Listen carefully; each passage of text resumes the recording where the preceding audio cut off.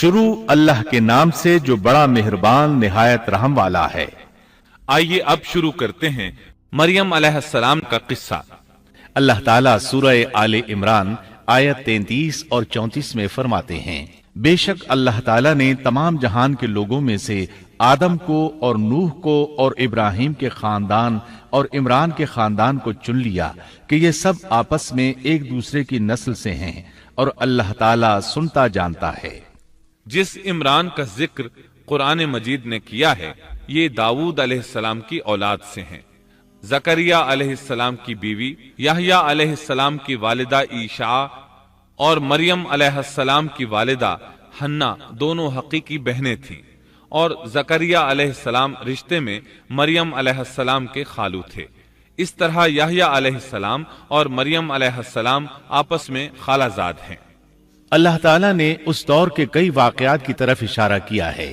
سب سے پہلا تذکرہ مریم علیہ السلام کی پیدائش کا ہوا ہے۔ یہ واقعہ دمشق میں ہوا۔ زکریہ بن دان سلیمان علیہ السلام کی اولاد میں سے تھے۔ دمشق میں زندگی گزار رہے تھے۔ عمر 100 سال سے زیادہ ہو چکی تھی۔ اس قصے کی ابتدا قرآن مجید نے عمران کی بیوی سے کی ہے۔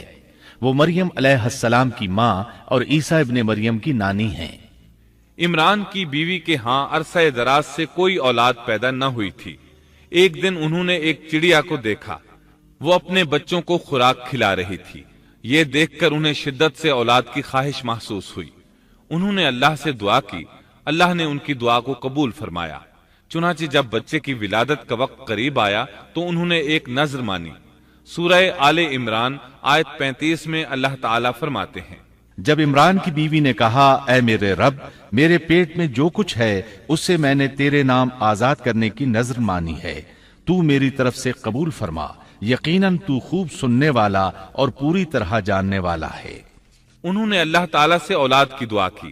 اللہ تعالیٰ کے حکم سے جب انہیں بچہ پیدا ہونے کی امید ہوئی تو انہوں نے نذر مان لی کہ جس بچے کو جنم دوں گی اسے اللہ کے لیے آزاد چھوڑ دوں گی تاکہ وہ بیت المقدس کی خدمت کرے۔ زکریہ علیہ السلام اور آل عمران بیت المقدس کی طرف نقل مکانی کر چکے تھے۔ بیت المقدس یہودیوں کی عبادت گاہ تھی۔ یہ ان کا طریقہ تھا کہ اپنی اولاد کے بارے میں بیت المقدس کا خادم بنانے کی نذر مانا کرتے تھے۔ بچہ پیدا ہوتا تو علماء کے سپرد کر دیتے، وہ اسے تورات پڑھاتے تاکہ وہ عبادت کرنے والا بن جائے، بیت المقدس کی خدمت کرے۔ لیکن ان کے ہاں بچی پیدا ہوئی۔ بچیوں کو تو خدمت کے لیے وقف نہیں کیا جاتا تھا۔ سورہ آل عمران آیت 36 میں ہے، جب بچی پیدا ہوئی تو کہنے لگیں، پروردگار میرے ہاں تو لڑکی ہوئی ہے، اللہ تعالیٰ کو خوب معلوم ہے کہ کیا اولاد ہوئی ہے، اور لڑکا لڑکی جیسا نہیں، میں نے اس کا نام مریم رکھا ہے، میں اسے اور اس کی اولاد کو شیطان مردود سے تیری پناہ میں دیتی ہوں۔ عمران کی بیوی حیرت میں پڑ گئیں کہ انہوں نے تو نذر مان رکھی ہے اور اب لڑکی کو تو بیت المقدس کی خدمت کے لیے وقف نہیں کیا جا سکتا۔ ان کے خاوند عمران بیت المقدس کے عابدوں میں سے تھے۔ بیوی نے ان سے مشورہ کیا، طے ہوا کہ بچی کو ہی خدمت کے لیے وقف کر دیا جائے۔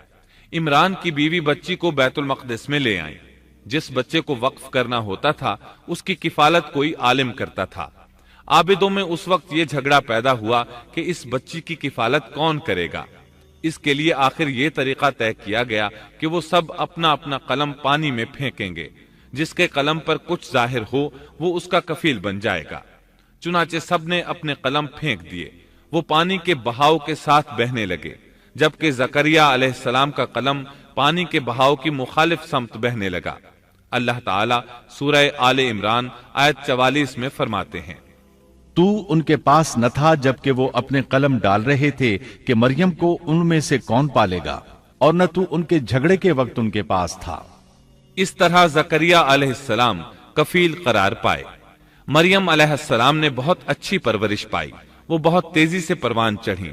آپ کا جسم مضبوط اور خوبصورت تھا، بہت نیک اور عبادت گزار تھی، عورتوں میں سب سے زیادہ سچ بولنے والی تھی۔ اللہ تعالیٰ نے انہیں اپنی کرامات سے نواز رکھا تھا۔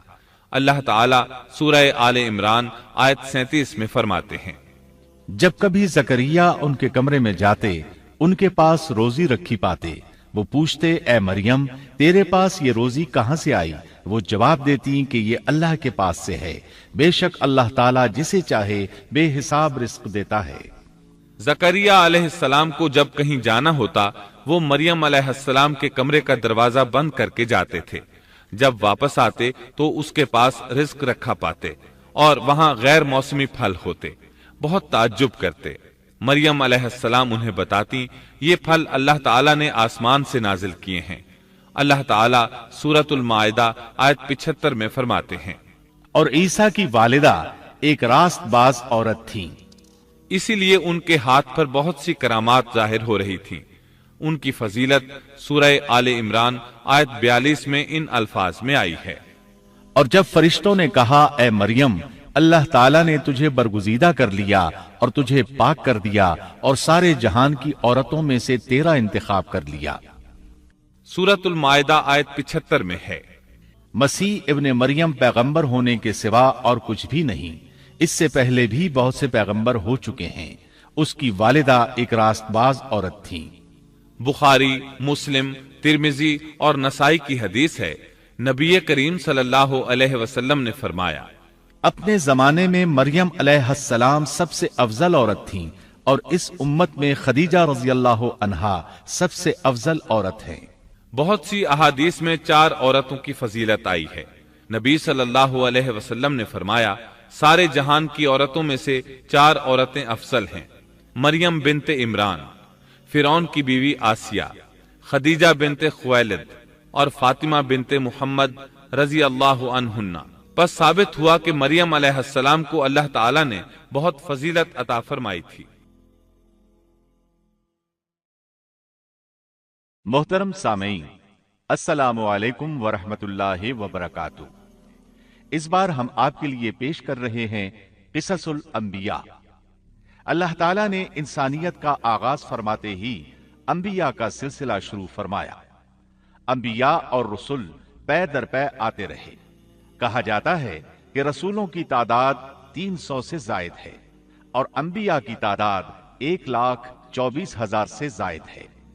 گویا اللہ تعالیٰ نے بنی نوع انسان کو سیدھا راستہ دکھانے کے لیے اتنی بڑی تعداد میں انبیاء اور رسول مبعوث فرمائے۔